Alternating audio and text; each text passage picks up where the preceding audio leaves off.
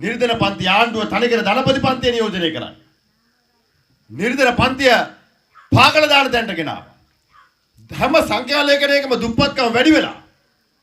ගමේ අම්මා තාත්තා එක්ක කතා කරනකොට දරුවන්ට 3 වෙලා අම්මා තාත්තා 3 වෙලා කන එක අමතක කරමු. දරුවන්ට 3 වෙලා කන්න දෙන්න අමාරුයි.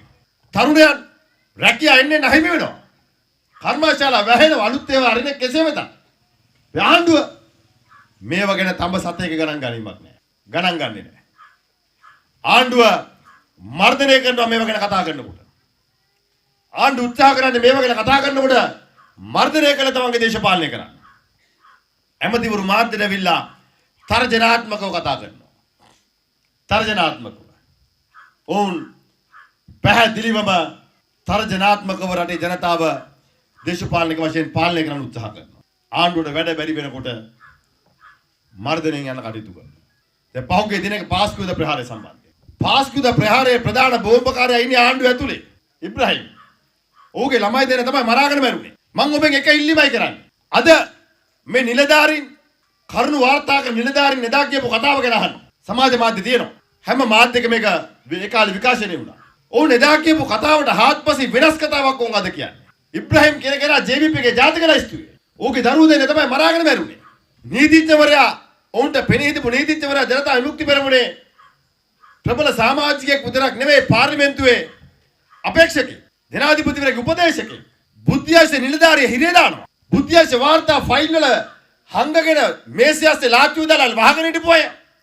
ප්‍රහාරේ ගහනකම් අද ඉහළ පුටු වල වාඩි කළා. ඒ අත් දේශපාලන වේදිකාවේ වාඩි කරගෙන ගිහිල්ලා වාඩි කරේ. ඒ අත් මේ ආණ්ඩුවේ දේශපාලන වේදිකාවේ හිටපු අය. මාලිමාව නැත්තම් JVP එකට සම්බන්ධ හැම කෙනෙක්ගේම තොරතුරු යට ගහන්න. අද ආණ්ඩුව උත්සාහ කරනවා මේක සම්පූර්ණයෙන් බුද්ධියන්සේ වලට චෝදනා කරන්න. දැන් සුරේෂ් එක පැත්තකින් චෝදනා කරනවා. මේ ගමෙත් බුද්ධිය නිලධාරියෙක් ඉන්නවා. නේද? සරත් සමන් බුද්ධිය නිලධාරිය. අවුරුද්දක් ඇතුලේ අවුරුද්දක් දවස් 90 ඩියෝ ගහලා පෙහම්දුර.